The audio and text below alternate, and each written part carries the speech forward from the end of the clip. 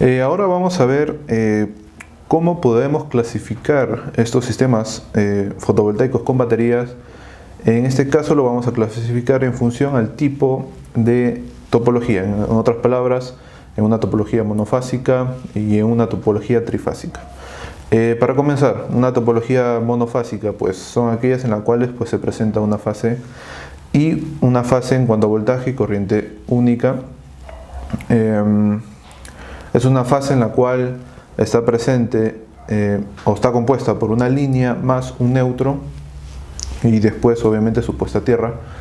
En cuanto a tensiones, de manera comercial, pues los off-grid normalmente, en cuanto a inversores, que es lo que vamos a ver después, más adelante, los módulos, pues disponemos de dos tipos de tensiones, que son digamos las más comerciales, en las cuales podríamos disponer de tensiones de 220, 230, a una frecuencia de 50 a 60 Hz. Eso va a depender mucho en la configuración final que se hagan estos equipos y sobre todo también tener a disposición tensiones monofásicas línea neutro a una tensión de 120 voltios. Digamos, entendiendo un poco la magnitud de estos sistemas monofásicos, podríamos disponerlo en cuanto a un rango de un tamaño quizás máximo de 10 kilowatts. Ahora, ¿a esto qué me refiero? Va a depender obviamente del criterio final del diseñador de estos tipos de sistemas, en la cual ver si quizás yo pueda ampliar potencia agregando obviamente los inversores, siempre y cuando estos inversores se les pueda adecuar de forma paralela para simplemente aumentar potencia. Y es justamente lo que pueden ver en la imagen, en la cual naturalmente estos inversores, como se aprecia en la imagen, vienen a ser un inversor típicamente monofásico, en la cual pues se tiene un cable positivo y negativo, en la cual viene del banco de baterías y sale en la zona alterna con las líneas, con la línea y el neutro finalmente, y obviamente la puesta a tierra. Ahora, en el caso de, como he comentado anteriormente, ¿qué pasaría si yo necesitase más potencia?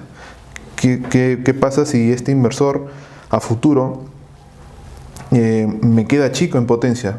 Entonces tendríamos que primeramente ver si comercialmente este inversor que uno está eligiendo pues por un lado sea compatible en cuanto a poder usarse en paralelos.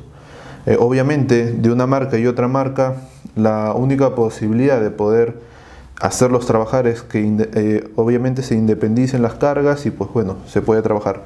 Pero en el caso de no hacer un trabajo extra, de estar independizando cargas, una cantidad de cargas para un inversor y otra carga para otro inversor, pues el hecho de poder trabajar con un inversor comercial en la cual pues te garantice ampliar simplemente potencia agregando un inversor en paralelo, pues te va a dar ciertas facilidades. Y bueno, ¿y cómo es que se realizarían estos paralelos? Pues es simple. Como se puede observar en la imagen, simplemente es adecuar, obviamente en orden, las líneas y los neutros.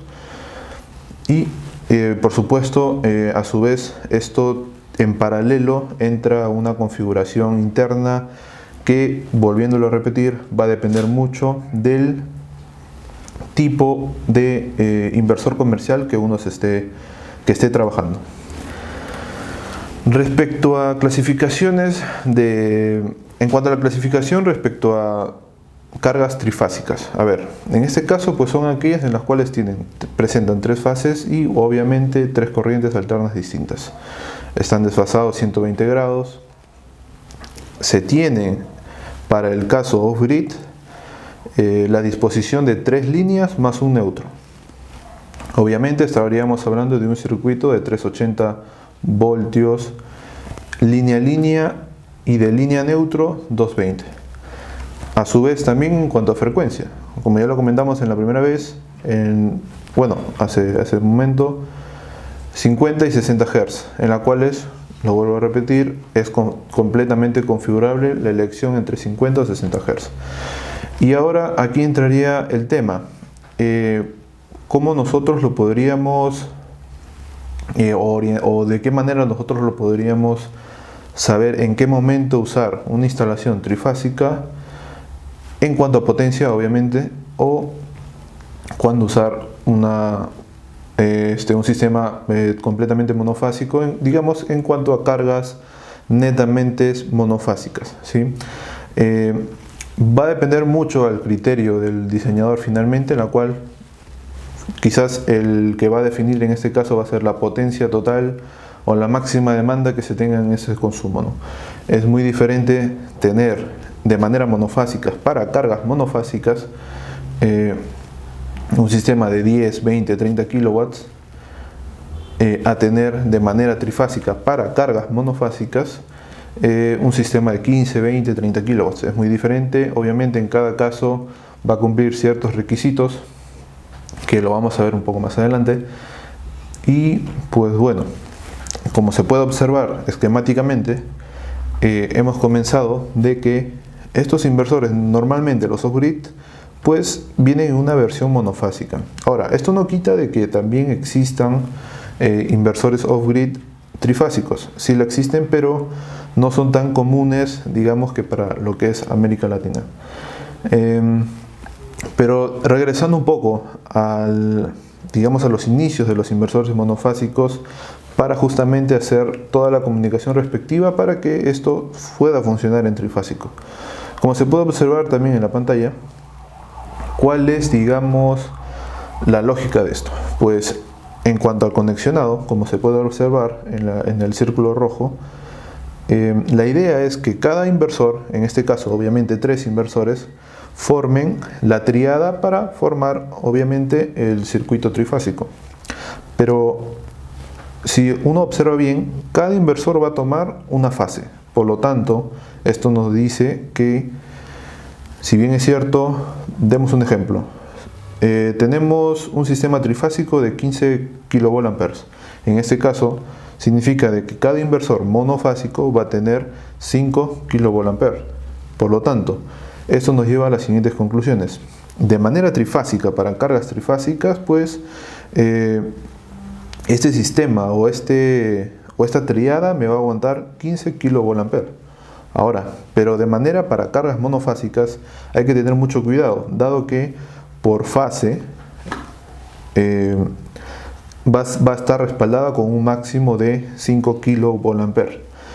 Es muy necesario hacer todo un análisis preliminar en caso de tener cargas mixtas, tanto monofásicas y trifásicas, en la cual pues lo ideal es que estas cargas estén balanceadas para no sobrecargar una fase y por ende quizás hacer que finalmente cada fase o por una sobrecarga o sobre demanda tienda a fallar un circuito, y digamos que eso va a ocasionar que toda esa triada pues finalmente falle.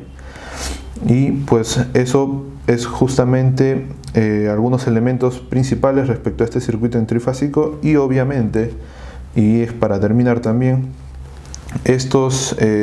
para formar esta triada, obviamente dependiendo del modelo, vamos a necesitar algún circuito de comunicación y a su vez una cierta configuración previa dependiendo del software del modelo comercial que se haya escogido.